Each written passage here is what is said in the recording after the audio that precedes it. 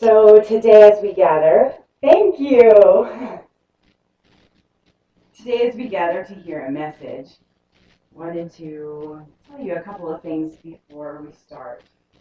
If you haven't had a chance to meet, my name is Rachel Corpus, and I live in West Des Moines, and I work full-time as an angel communicator. I do also help people connect with their loved ones in spirit who have crossed over. When it is for their highest good, when it helps them to heal. And that, though it seems big in my mind sometimes, has been revealed to me lately as a pretty thin facet of who I am. And I just tell you that because we think we know. We think what we see is what we know, because that's our culture. Okay, well, put it in my hand, therefore it is true. We're going to talk a little bit about that today because I want to share with you the opposite of that, because that's what's true. So we're going to start today with a visual. And first of all, I want you to know that I went to Synod School last year, which is a really cool kind of family camp for everybody, and there's lots of tie-dye. So I brought my tie-dye tablecloth that I made, and didn't it turn out great? Because, tie-dye can go either way. I was really happy about it, so I brought that. We often interchange the word soul and spirit. Think about conversations you've had in your own mind or with other people. We'll interchange that. Holy Spirit, spirit, soul. Because we haven't had a lot of time to stop and define those, they've kind of become synonymous. They're different. I'm going to show you how today. At the core of us, do you remember that commercial, how many licks does it take to get to the middle of a Tootsie Roll? Have that in your mind, okay? Because there's more to it than what you think. And we're going to get there. We're going to take a big bite. We're going to get there fast. This is spirit.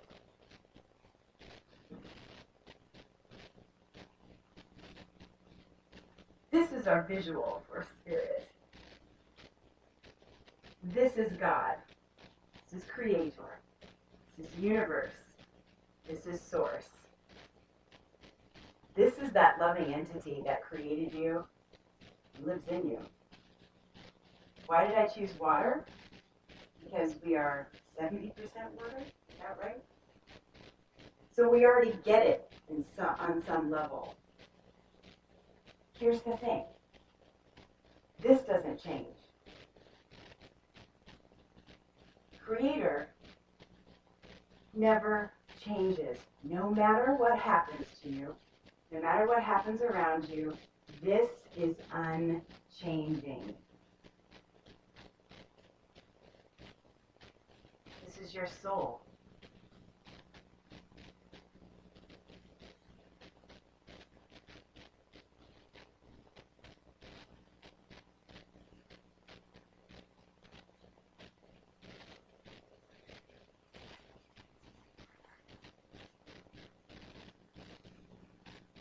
The soul is the next layer.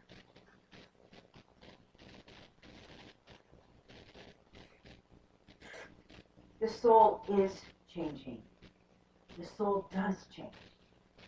The soul is your thinking mind. In some old texts, it's called the Adam mind, first man mind. It's your mortal mind. Things happen to us. You got fired. Your love betrayed you.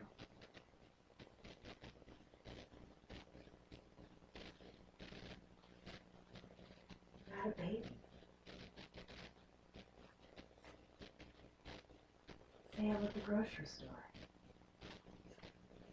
Our soul changes.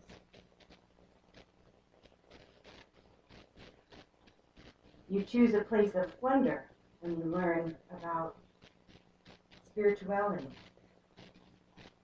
That is your soul. In our top layer is our body.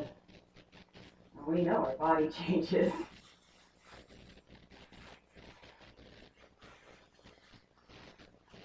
and this is you.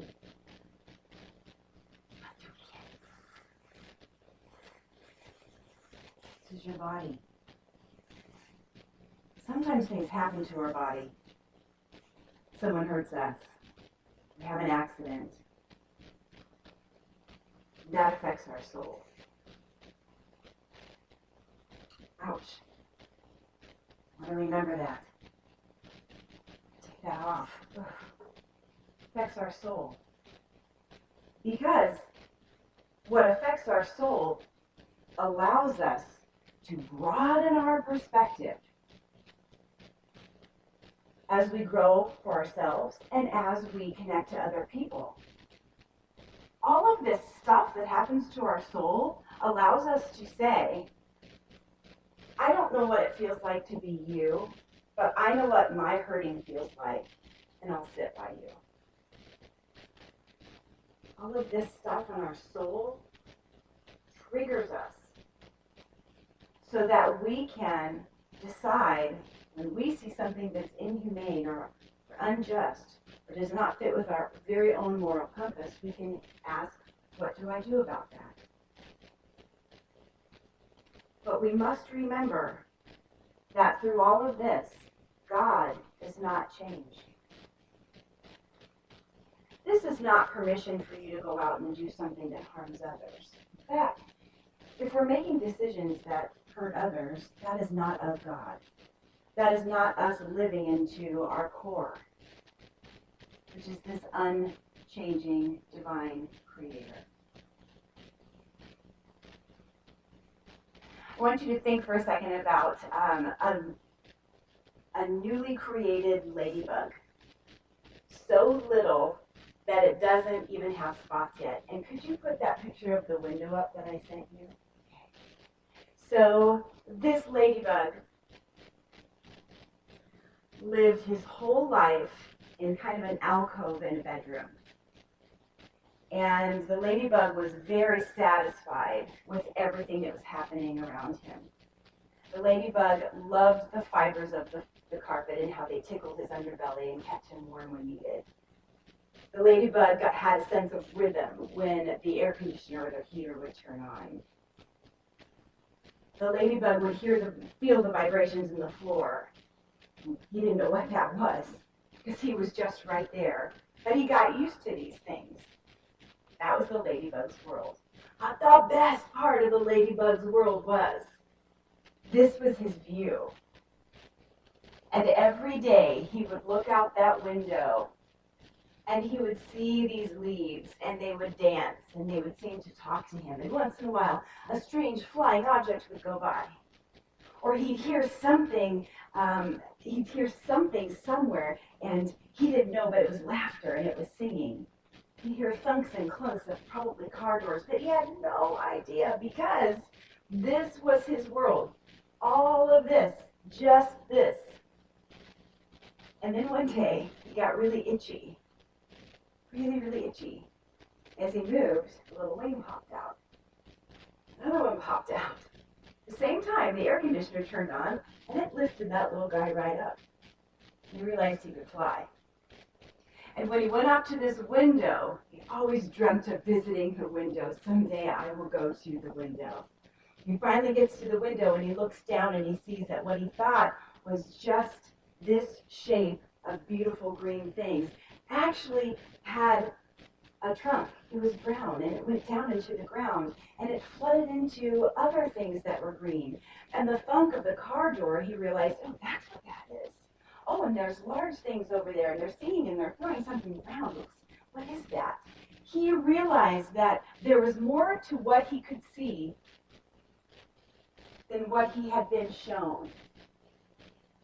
And all it took was that itchiness. It's going to happen next. A little bit of help from Spirit. Fly, baby. And then seeing through the glass. All right. So we know that there's more than what we think we can see. But here's the thing. When we forget that we're connected, that this is us. And by the way, when I say this is us, I truly mean that This living in me lives in you and every other person in the world and in the heaven space. Every other soul is made of this. But what happens is our decision center comes through our soul and our body, often our five senses. So if we encounter someone who is making a choice that hurts us or we don't agree with, we tend to see that from our own small filter of the window. That's where we see it. But if we walk closer and we look up and down and around and perhaps even go through the window, we can see a lot more. What you choose to do in that moment is up to you. But there's much more there. How do you broaden your perspective? How do you do that? I mean, this is a great story. It's poetic, wonderful. How do we bring this from a church story into the rest of your day and the week in your life? Start with you. What is it about you that you need to broaden your perspective? What is it about you that you have forgotten to love? Maybe you need to go deep and remember some situations or people that hurt you and go back to those times, and instead of being a victim in that moment, extend love. Ooh, that's a big ask. But you can.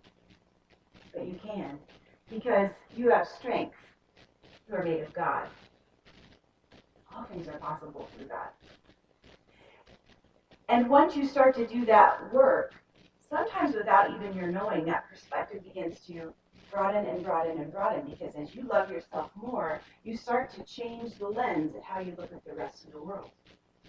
It doesn't mean you have to agree with everything. Absolutely not. But it means that you can stay in relationship and you can be present. You and I could have an argument. I can't imagine that. But you and I could have an argument and still be friends. Right? Because you and I are made of this.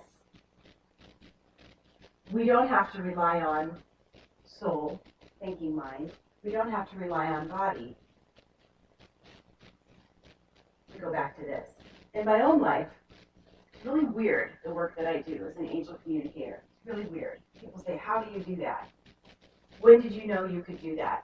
It's a hard question to answer because it's so complex. How do you put that into a small talk conversation? But the best thing I can tell you is, for whatever reason, when I was young, there was no separation between me and this.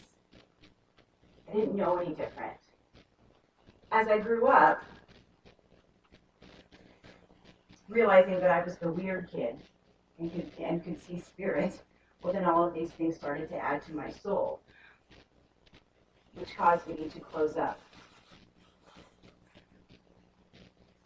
And as I grew into an adult, I realized that these things are recyclable. This is life-giving. I take this. God said, drink from this and you'll never be thirsty. He said, drink from this, you'll never be thirsty. It's true. I want to beat you with the Bible because that's not for everybody. But he was talking about how what's in you is spirit. And if you realize that in yourself, you will have a life that is open to possibility. There's a lot of vacation Bible school programs that are out in the last few years about God as a superhero. The kids wear capes. I think that's adorable. Also, I think it mixes us a little bit because we are the superhero because we have God. We are taught to look for external sources for our strength. What book can I read? What's the documentary? Who is the mentor? All of those things are wonderful because they grow our brain. Okay? They grow empathy. What I encourage you to do is whenever you come across something beautiful and inspiring, you ask the question out loud, through prayer, however it makes sense to you. You ask, how does this reflect my divinity? How does this add to my water? Because you already have every single thing you need already in you. You were born with that. In fact, before that. If you think about this, if you are made by a creator who is infinite, you too are infinite. This coat that you wear as a body, love it. Take good care of it. Be gentle with it. Love the soft belly. Be thankful for your stretch marks. Enjoy your gray hair. Eat the food. Rest when you can. And know that at some point, that beautiful coat will no longer be needed, and this will be fully revealed. But there's a shortcut. If you start to think about it now, you can have that heaven on earth experience at this time. I recently went to see Toy Story 4. Has anybody seen that? The Toy Story people? I don't love Toy Story, but my kids wanted to see it, so I went. And whenever there's something that I don't want to go see, I think, okay, there must be some reason why I'm going to this. What is the nugget that I'm going to take away? And here is what it was. So we have Woody, who is kind of your character of, the old Western, high morals, doing everybody's buddy, everybody's big brother, dad kind of character, right? He's very peaceful, he listens, he's a problem solver, he's a great manager. This is Woody. Then you have Buzz Lightyear, who comes into the story in different, probably Toy Story 1, I would imagine. And he comes into the story fully believing that he is an astronaut. Okay, and he's got a button on him that says "To Infinity and Beyond," and has these other small phrases like whatever you think is right, you just do it.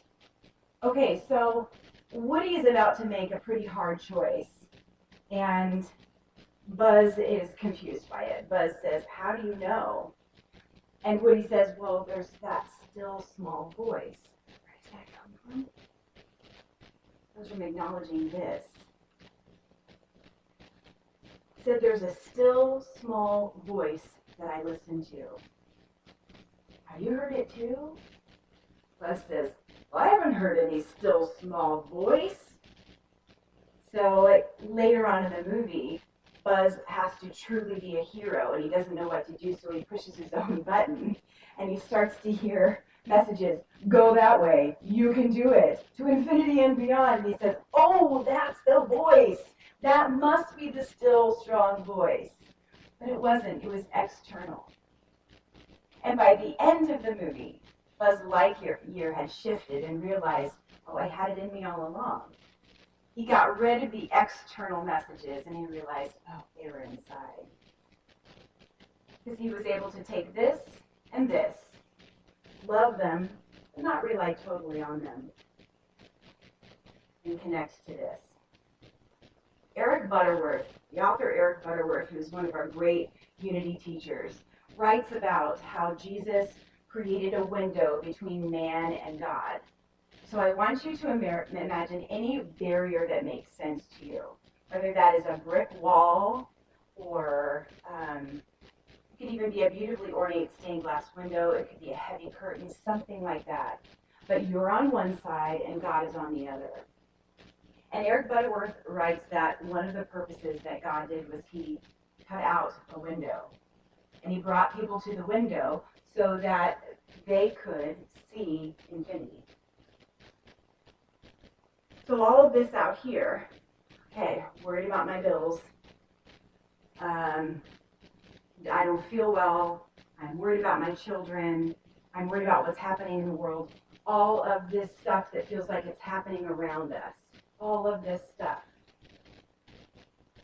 This is stuff that affects our soul and that we're feeling in our human body. And yet, Jesus says, come to the window. Have a look. Now, in lots of churches everywhere, we have beautiful stained glass windows. We have some here, but you'll notice they're at the bottom so that we can see through the top. This is an outward sign of that teaching. Because as beautiful as those stained glass windows are, and as beautiful as the stories that they teach, we can't see through them. They require us to stay back here and observe the kingdom of God. But Jesus says, no, no, no, honey. Walk right up. Come on, come on. Walk up to the window. Get a stool, whatever you need. Walk up and look through because that's for you. And then my question is when? When is that for me? Is that when I cross over? When is that? Is that when I do A, B, and C and I'm worthy for it? Mm-mm. It's right now. That window lives in our hearts. You can look any way that you want. Imagine that story of the ladybug, and imagine if we came to the part of the story where he flew up and saw everything that he had not seen before. What if there was a hole in the window? And instead of peering through the window in wonder, he flew through.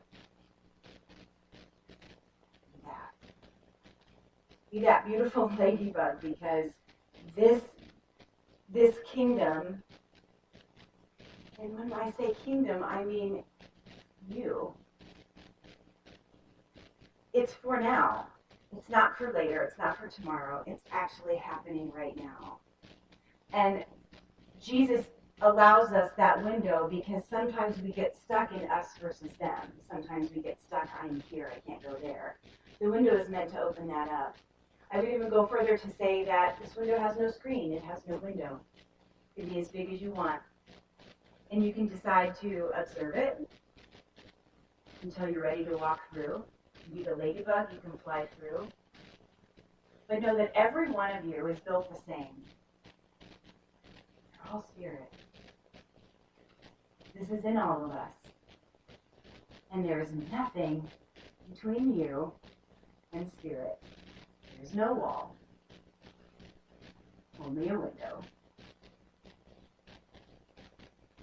I ask that Spirit give us time today to reflect on this message, to allow us to stay in a place of wonder,